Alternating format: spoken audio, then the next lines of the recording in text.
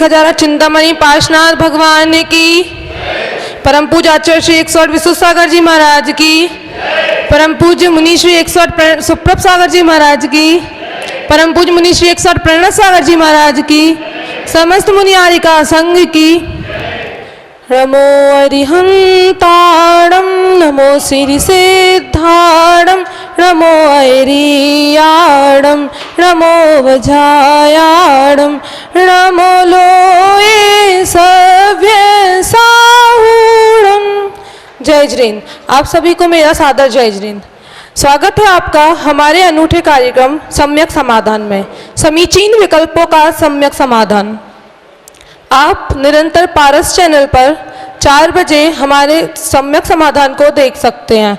परम पूज्य मुनिश्री 108 सुप्रभ सागर जी महाराज के द्वारा आपके, हमारे और देश विदेशों से, विभिन्न प्रांतों से आने वाले लोगों के समीचीन विकल्पों का सम्यक समाधान दिया जाता है। आपके मन में कोई विकल्प, संज्ञा, जिज्ञासा उत्पन्न होती है।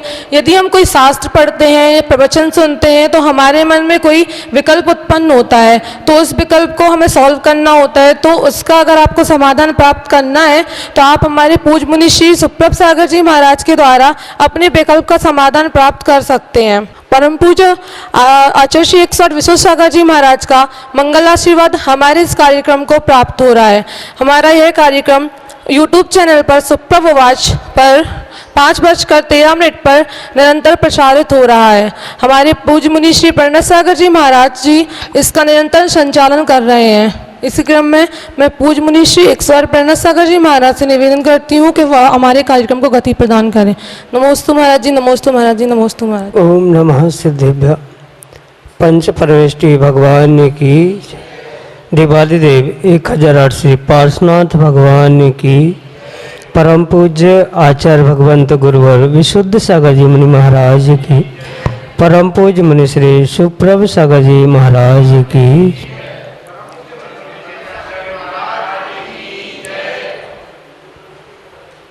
अनंत संसार को छोड़कर जो अनंतानंत जीव निर्विकल्प अवस्था को प्राप्त हुए हैं, ऐसे उन अनंत सिद्ध भगवंतों की हम सभी इस सिद्ध चक्र महामंडल विधान के माध्यम से आराधना कर रहे हैं। और उस सिद्ध चक्र महामंडल विधान में अपने समीचीन विकल्पों का सम्यक समाधान प्राप्त करके अपने मन को निर्विकल्प बनाने का हम सभी पुरुषार्थ कर रहे हैं। समीचीन विकल्पों का सम्यक समाधान, सम्यक ज्ञान का एक ऐसा अनूठा उपाय परम पूज्य आचार्य भगवंत गुरुवर विशुद्ध सागर जी महाराज के मंगल सुभाषिष से हम सभी प्रतिदिन प्राप्त कर रहे हैं।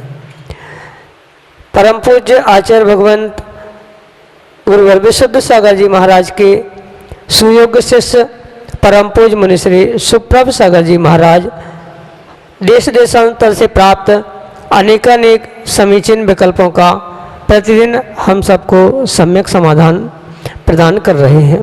प्रारंभ करते हैं आज का सम्यक समाधान। और आज का पहला विकल्प छिंदवाड़ा मध्य प्रदेश से अनन्य गुरु भक्त पलाश जैन परम पूज्य मुनिश्री के चरणों में बारंबार नमोस्तु निवेदित करते हुए अपना समीचीन विकल्प रख रहे हैं कि महाराज जी, हमने स्वर्ग नरक को देखा नहीं, हमने आत्मा को भी नहीं देखा, फिर हमें धर्म किसके लिए करना चाहिए? क्या नरक त्रियंच गति के भय से धर्म करना उचित है? हमारे समीचीन विकल्प का सम्यक समाधान करने की अनुकंपा करें। नमोस्तु महाराज जी, नमोस्तु। ओम नमः सिद्धम। परम पूज्य आचार्य भगवान गुरुवर विशुद्ध सागर जी महाराज के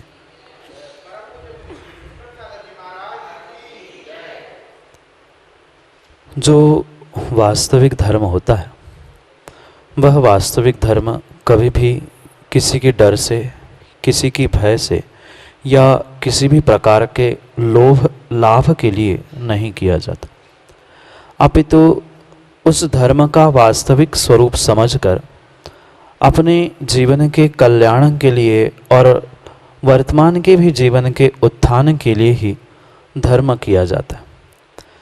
जैसे कि आपने विकल्प में कहा है कि आपने आत्मा नहीं देखी, स्वर्ग नहीं देखा, नरक आदि आदि बहुत सारे ऐसे स्थान, ऐसे व्याख्यान हमने नहीं देखा, पर फिर भी उस सभी क्रियाओं को या उन सभी स्थानों को हमें स्वीकार करना आवश्यक है। वर्तमान में बहुत सारे जीवों का यह भ्रम है कि मात्र आंखों देखी प्रत्यक्ष बात ही सत्य होती है। जो हम आंखों से नहीं देखते वह वस्तु, वह स्थान होता ही नहीं है, ऐसा बहुत सारे जीवों का भ्रम है। और उसी के कारण जीव धर्म से और धर्म आयतनों से विमुख हो रहा है। आगम में भी आचार्य भगवंत स्पष्ट रूप से कहते हैं कि ज्ञान मात्र प्रत्यक्ष रूप नहीं होता, अपितु परोक्ष ज्ञान को भी आगम में प्रमाणभूत स्वीकार किया। जैसे साक्षात हमें अग्नि नहीं दिख रही, पर फिर भी दूर से उठता हुआ धुआं देखकर हमें जैसे अनुमान हो जाता है कि वहाँ कहीं अग्नि है, बिल्कुल इसी प्रकार से हमें इस धर्म के स्वरूप को स्वीकार करना होगा। भले ही हमारे आँखों के सामने प्रत्यक्ष भूत नरक गति, स्वर्ग गति, मोक्ष आदि बहुत सारे स्थान वर्तमान की अपेक्षा से दृष्टिगोचर नहीं है, पर हमारे भीतर की श्रद्धा जो आगम को परोक्ष प्रमाण मानती है, उस आगम के परिप्रेक्ष्य में हमें बहुत सारी बातों को स्वीकार और ग्रहण करना बहुत सारा आवश्यक आचार्य भगवंतों ने कहा। ये बात भी हमें समझनी होगी कि कुछ ऐसी वस्तुएं होती है, कुछ ऐसे स्थान होते हैं। अगर दृष्टांत के रूप में मैं आपसे पूछूं कि आपने अमेरिका नहीं देखी, आपने टीवी आदि के द्वारा अन्य अन्य प्रकार से वह अमेरिका का नाम सुना है, तो क्या अमेरिका अस्तित्व में नहीं है?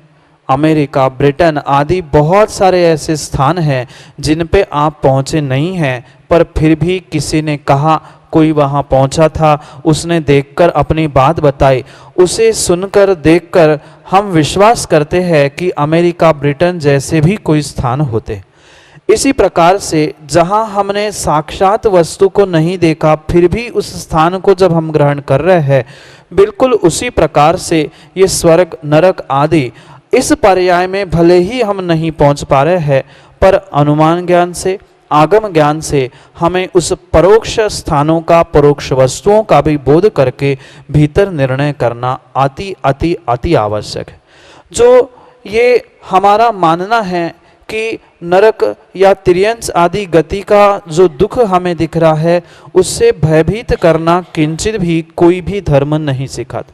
और मुख्यतः से उन पापों से बचने के लिए आचार्य भगवंत उपाय बताते हैं, ना कि पापों से और पापों के फलों से भागने के लिए बताते। धर्म तो वास्तविक स्वरूप में जो वस्तु का स्वभाव है और उस वस्तु के स्वभाव तक पहुंचने के लिए जो क्रिया व्यवहार पक्ष से कही गई है, आगम में उसे ही आचार्य भगवंत ने धर्म कहा है।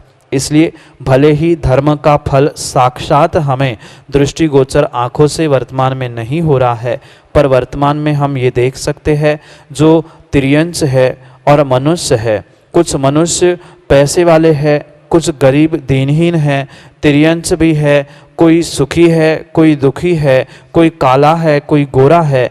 ये जितना भी परिणमन प्रत्येक जीव के साथ हुआ है, वह नियम से उसके धर्म, अधर्म, पुण्य, पाप इसके निमित्त से ही हुआ है।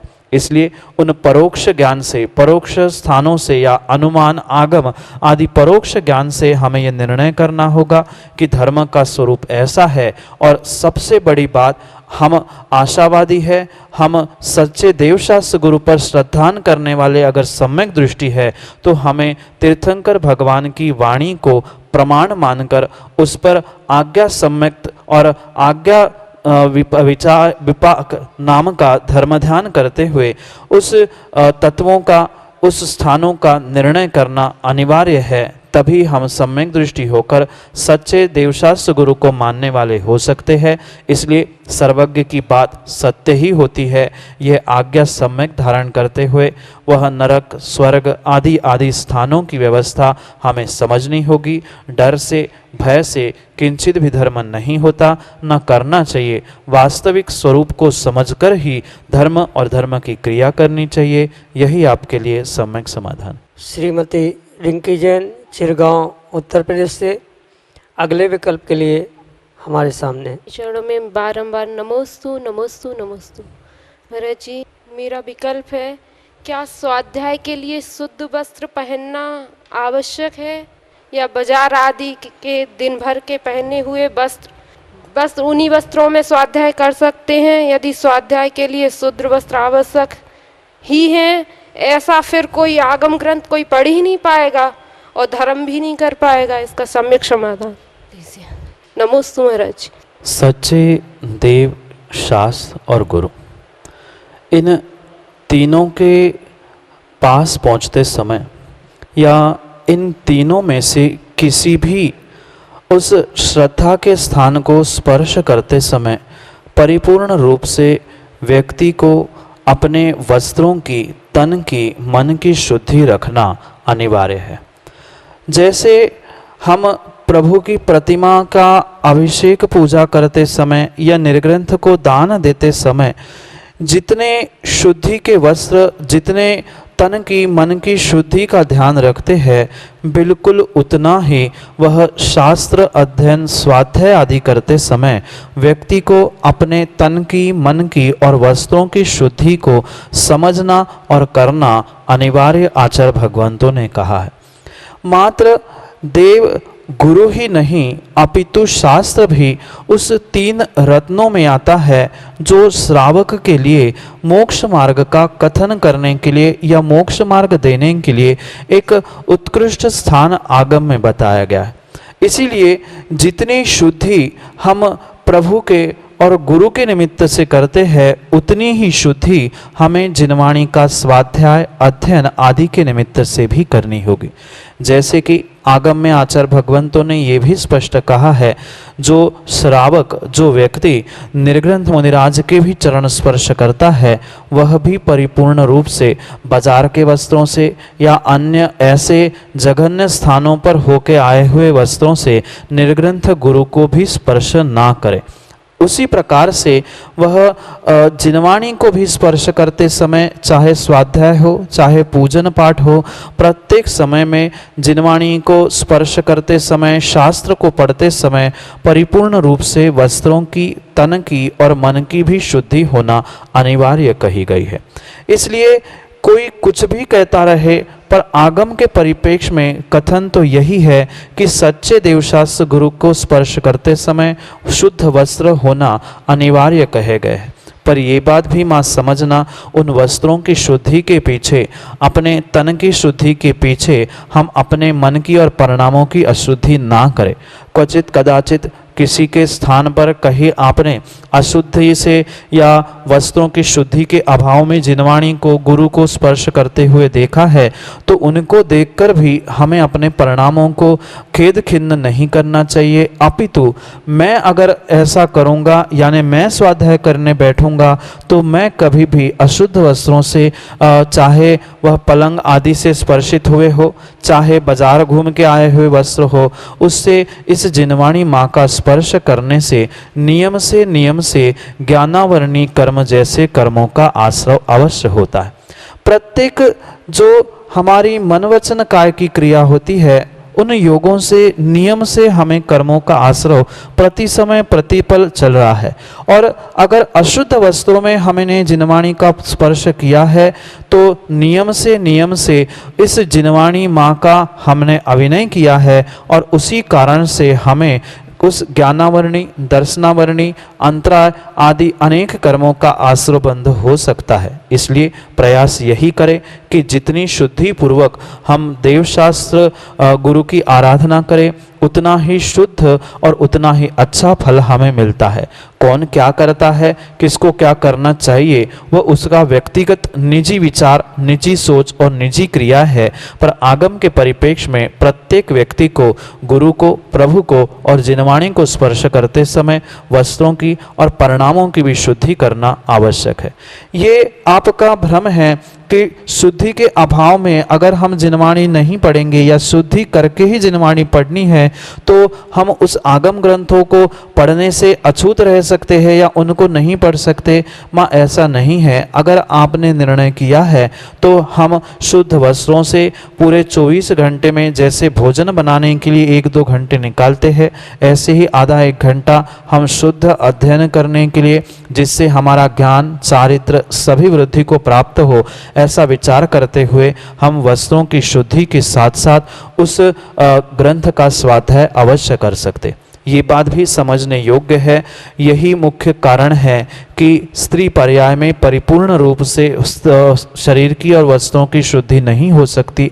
इसी कारण से धवला जैसे महान सिद्धांत ग्रंथों को, सूत्र ग्रंथों को महिलाओं को पढ़ने का निषेध किया गया है।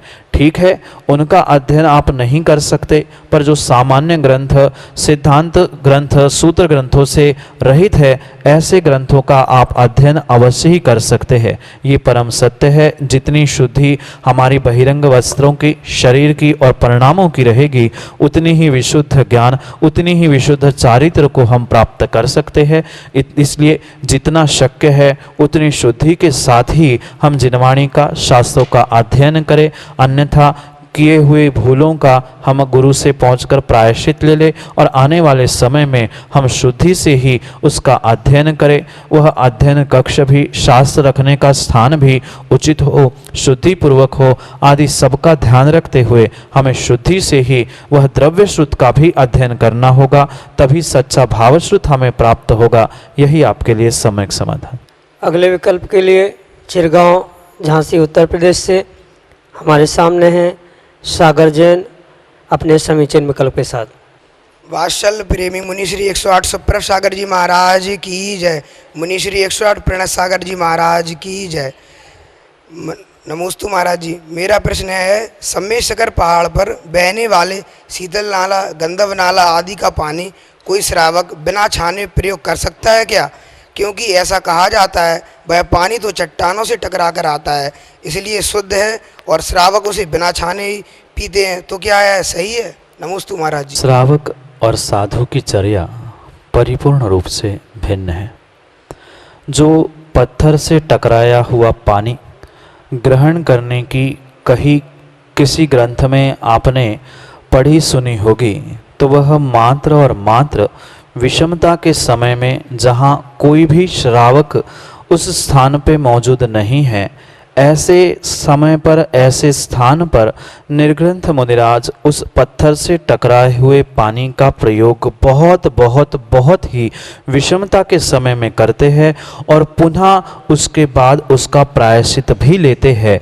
यही परम सत्य बात आगम के परिप्रेक्ष्य में समझनी होगी। ये जो विधान उस पत्थर से या टकराए हुए पानी के प्रासुकीकरण का है, वह मात्र और मात्र साधु की विषमता के लिए किया गया है। किंचित भी श्रावक को उसे बिना छाने प्रयोग नहीं करना चाहिए। ये व्यक्ति का स्वयं का प्रमाद है जो ये कहता है कि पत्थर से टकराया है तो प्रासुक है। श्रावक के लिए तो परिपूर्ण रूप से कहीं भी कैसा भी पानी हो, प्रयोग करने से पहले उसे छानना ही अनिवार्य है। वह साधुओं के लिए इसलिए बात कही गई है कि उनके पास छन्ना नहीं होता, छानने की व्यवस्था नहीं होती, और छानने से जो सावध्य होता है वह श्रावक जन्य क्रिया है। साधु उन क्रियाओं को नहीं करते। इसलिए विषमता के ही समय में जब कोई श्रावक साथ में नहीं है, तब जाकर वे कमंडल में उस पानी को ग्रहण करते हैं। वह भी मात्र कमंडल के लिए पानी, उसके बाद पुनः उस कमंडल को सुखाना, प्रायश्चित लेना, ये साधु के उस चर्या में लिखा गया। पर जब भी श्रावक उस पानी को ग्रहण करे, चाहे शिखर जी के ना उस गंधर्वनालय आदि का हो या कहीं नदी तालाब आदि का हो, कहीं भी जब श्रावक को पानी ग्रहण करना है तो परिपूर्ण रूप से उसे दोहरे छन्ने से छान कर ही प्रयोग करना होगा। अन्यथा वह चाहे पत्थर से टकराया हुआ हो, कई सारा ऐसा भी पानी होता है, आप तो ये कह दोगे कि फिर जो काला कलूठा पानी होता है जिस पे शैवाल बना हुआ है या मिट्टी से कारण कीचड़ के कारण जो काला काला पानी हो चुका है, उसका रंग बदल चुका है, तो वो भी प्रासुक है, क्या उस पानी को आप पियोगे? वहाँ तो हम विवेक लगाते हैं कि कीचड़ से काला हुआ पानी जिसका क्योंकि प्रासुकीकरण की बहुत सारी विधि जहाँ बताई है, वहाँ आचार्य भगवान उस पानी के रंग बदलने को भी पानी का प्रासुकीकरण मानते हैं। पर क्या कीचड़ से भरा हुआ पानी आप पीने की शक्ति रखते हो? वहाँ जैसा हम विवेक लगाते हैं कि ये तो पानी छानना चाहिए, फिटकरे भी घुमाना चाहिए, ऐसे ही विवेक पूर्वक श्रावक की क्रिया होना आवश्यक है। वह शिखर जी के नालों का पानी हो या कहीं भी नदी तालाब का पानी हो या कुएं आदि का पानी हो, जब तक दोहरे छन्ने से उसको छाना नहीं है और उस छानने के बाद उसकी विलछानी यथास्थान नहीं पहुंचाई है, तब तक वह पानी श्रावक के ग्रहण करने योग्य नहीं है। इसलिए वह चाहे शिखर जी का हो या कहीं अन्य का, वह पानी परिपूर्ण रूप से श्रावक को ग्रहण करने से पहले छन्ने से छानना ही होगा। अनछने पानी का प्रयोग श्रावक को नहीं करना चाहिए। यही आगम के परिप्रेक्ष्य में आपके लिए सम्यक समाधान। अगले विकल्प के लिए गुरसराय झांसी उत्तर प्रदेश से हमारे सामने हैं श्रीमती रंजना सिंघई, जिन्हें इस सिद्ध चक्र विधान में मैना सुंदरी बनने का सौभाग्य प्राप्त हुआ अपने समीचीन विकल्प के साथ। बोलिए श्री पारसनाथ भगवान की जय। बोलिए श्री नंदीश्वर विधान की जय। बोलिए श्री मुनि सुप्रीत सागर जी व प्रणव सागर जी महाराज की जय। हे गुरुवर, मेरा प्रश्न है कि मुनिराज जी को हम लोग आहार में तरबूज क्यों नहीं दे सकते, या दे सकते हैं या नहीं दे सकते, इसका समाधान कीजिए। यदि श्रावक ले तो दे सकते कि नहीं, इसमें क्या दोष है? और नमोस्तु महाराज जी, नमोस्तु महाराज। आगम में आचार्य भगवंतों ने श्रावक और साधु के निमित्त से खाद्य पदार्थों के भक्षाभक्ष के विवेक का बहुत सारा और बहुत अच्छी तरीके से वर्णन किया। जो वर्तमान में श्रावक और साधु वर्ग में उस भक्षाभक्ष को लेकर बहुत सारी मिथ्या कल्पनाएं और बहुत सारी मिथ्या बातों को व्यक्तियों ने ग्रहण करके रखा। जो आगम के परिप्रेक्ष्य में सत्यता को जानता है, उस सत्यता को ही उसे स्वीकार करना अनिवार्य है। रही बात उस तरबूज कलिंदे को लेकर, आगम के परिप्रेक्ष्य में आचार्य भगवंत ने उसे किसी भी कहीं भी कोई भी ग्रंथ में उसे अभक्ष की श्रेणी में नहीं रखा, पहली बात। रही बात, अगर अभक्ष नहीं रखा है, अभक्ष नहीं कहा है, तो एक श्रावक साधु आदि उसे ग्रहण क्यों नहीं कर सकता? बात पुनः वहाँ पर पहुँचती है, उस भक्ष अभक्ष का आगम के परिप्रेक्ष्य में तो कलिंदा उस तरबूज का कोई अभक्ष के श्रेणी में ग्रहण नहीं किया, पर फिर भी दिखने के लिए वह लाल होता है।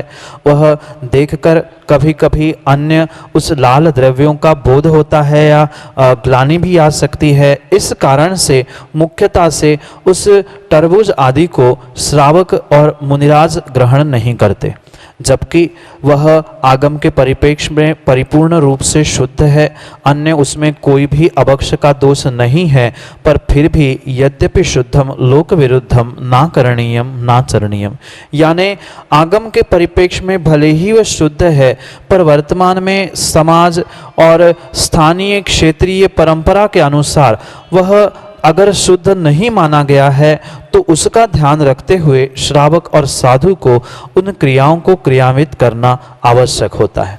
इसलिए ये बात भी आप समझे, अगर क्वचित कदाचित कहीं आपने किसी श्रावक को, त्यागी व्रती को या मुनिराज को वह तरबूज खाते हुए देखा है तो आप उनके प्रति ग्लानि ना ग्रहण करें, क्योंकि आगम में उसका निषेध नहीं है। पर ये परिपूर्ण रूप से स्वीकार करना कि वह दिखने में अशुद्ध होता है, भाव बिगड़ सकते हैं और साथ साथ क्षेत्रीय स्थानीय परंपरा के अनुसार उसको ग्रहण किया नहीं किया जाना, ये उस व्यक्ति के विवेक पर निर्भर होता है। इसलिए उसको अधिक से अधिक त्यागी व्रती हो उसे ग्रहण नहीं करते, पर आगम के परिप्रेक्ष्य में दोष नहीं है। जैसे कि मात्र कलिंदे तरबूज का ही नहीं, अपितु जो कटहल आता है उसके भी विषय में बहुत सारे जीवों में भ्रम है। आगम के परिप्रेक्ष्य में स्पष्ट आचार्य भगवंतों ने उसे भी किंचित भी अभक्ष में ग्रहण नहीं किया, अपितु वह भी दिखने में, बनाते समय आदि समय उसको देखकर विभिन्न प्रकार के भाव उत्पन्न होते हैं, ग्लानि आ सकती है, इसलिए कई स्थानों पर उसे अभक्ष माना गया। जैसे स्थानीय परंपरा के अनुसार आप अगर दक्षिण में पहुंचोगे तो दक्षिण में लौकी को अभक्ष कहा है और वहाँ साधु भी कटहल का सेवन करते, और वही लौकी उत्तर भारत में भक्ष रूप स्वीकार की जाती है और कटहल को अभक्ष रूप में ग्रहण किया जाता है। इसलिए ये व्यक्ति का स्वयं का विवेक है, और परंपरा आदि को समझते हुए मैं तो यही कहूँगा, माँ जितना कम खाएंगे उतना गम खाएंगे उतना ही हमारे लिए अच्छा है, और ऐसे वस्तु का हम सेवन ना करें तो हमारा कोई नुकसान नहीं है। एक बहुत अच्छी बात आचार्य भगवान समंतभद्र स्वामी भी श्रावकाचार्य जी में कहते हैं कि अल्प फल बहुविघातान, यानी जिससे हमें अल्प फल मिलने वाला है और बहुत सारा विघात होने वाला है, ऐसे वस्तु का, ऐसे फल का, ऐसे द्रव्यों का भी श्रावक त्यागी व्रतियों को सेवन नहीं करना चाहिए। इतना बड़ा वह तरबूज और उसको बनाने के बाद चाहे रस हो या फल हो, उससे मिलने वाला सार इतना ही होता है। इसलिए बहुत सारा बनाने के बाद, बहुत मेहनत के बाद अगर थोड़ा सा ही फल मिल रहा है, अल्प फल बहुविघातान, बहुत विघात करने से अल्प फल मिल रहा है, तो वह किंचित भी हमारे श्रावक और साधुओं के लिए ग्रहण करने योग्य उस अपेक्षा से नहीं है, पर ग्रंथों की अपेक्षा से, आचार्यों की अपेक्षा से वह किंचित भी अभक्ष की श्रेणी में नहीं है। बहुत सारे जीवों की यह भी मान्यता है, वह तालाब आदि के किनारे से उगता है तो वह अनछना पानी उसमें गया है, तो मैं पूछता हूँ ककड़ी, गिलकी आदि फलों में, नारियल आदि में कौन सा पानी छन के पहुंचा था? ये परिणमन बदलकर वहां पहुंचा है, इसलिए भिन्न भिन्न तर्क देने का कोई भी स्थान नहीं है। मात्र उसको ना खाने के पीछे उसका रंग और बहुत सारा विघात आदि को समझकर ही वह उत्तर भारत आदि में उसका निषेध है, पर आगम के परिप्रेक्ष्य में वह भक्ष्य है। पर कम खाओ, गम खाओ, यही आपके लिए सम्यक समाधान। जय जिन। अभी आप सभी देख रहे थे हमारा बहुचर्चित कार्यक्रम समीचीन विकल्पों का सम्यक समाधान। अगर आपको हमारा यह कार्यक्रम पसंद आया हो तो आप हमारे चैनल सुप्रभुवाच हमारे YouTube चैनल को लाइक कीजिए, सब्सक्राइब कीजिए और आगे शेयर कीजिए। हाँ, हमारे पूज्य मुनि श्री सुप्रभ सागर जी महाराज के द्वारा आपके, हमारे और देश विदेशों से विभिन्न प्रांतों से आने वाले सभी समीचीन विकल्पों का उचित समाधान आगम के अनुसार हमारे पूज्य मुनि श्री हमें प्राप्त कराते हैं। अगर आपके मन में कोई जिज्ञासा हो, कोई शंका हो, तो आप हमें अपना विकल्प हमारे व्हाट्सएप नंबर 8707548811 या फिर 7415306441 इस नंबर पर हमें भेज सकते हैं, या फिर हमारी जीमेल आईडी samyak.samadhan@gmail.com इस पर भी आप हमें अपना विकल्प सेंड कर सकते हैं, या आप हमें ऐसे ईमेल के माध्यम से भेज दीजिए। आपके आपको आपके विकल्प का उचित समाधान हमारे पूज्य मुनिश्री के द्वारा प्राप्त हो जाएगा। हमारे पूज्य मुनिश्री के मांगलिक प्रवचन जनवाणी चैनल पर 7:40 पर प्रतिदिन आते हैं, तो आप उन प्रवचन का लाभ उठाएं। और हमारे पूज्य मुनिश्री का सम्यक समाधान पारस चैनल पर 4 बजे निरंतर प्रसारित हो रहा है। यूट्यूब चैनल पर 5:13 पर ऑनलाइन हमारा यह कार्यक्रम प्रसारित हो रहा है। आप हमारे चैनल को लाइक कीजिए, सब्सक्राइब कीजिए और बेल आइकन को प्रेस कीजिए। और हमारे पूज्य मुनि श्री प्रणत सागर जी महाराज इस प्रोग्राम का निरंतर संचालन कर रहे हैं। आपके मन में जो विकल्प हो, संज्ञा हो, जिज्ञासा हो, आप उन सभी का उचित समाधान हमारे पूज्य मुनि श्री से प्राप्त कर सकते हैं। हाँ, हमारा इंस्टाग्राम पेज सुप्रभ वाच आप फॉलो कीजिए। फेसबुक पर भी हमें सुप्रभ वाच नाम से फॉलो कीजिए, लाइक कीजिए, सब्सक्राइब कीजिए, शेयर कीजिए। जय जिनेंद्र, नमोस्तु महाराज।